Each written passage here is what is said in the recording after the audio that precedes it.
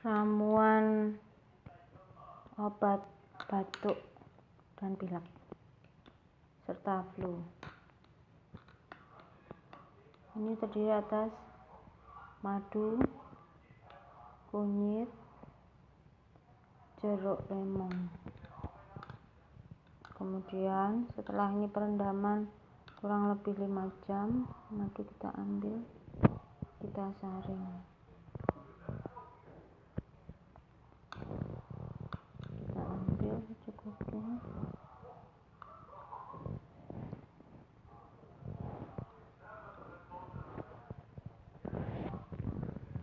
Setelah dirasa cukup,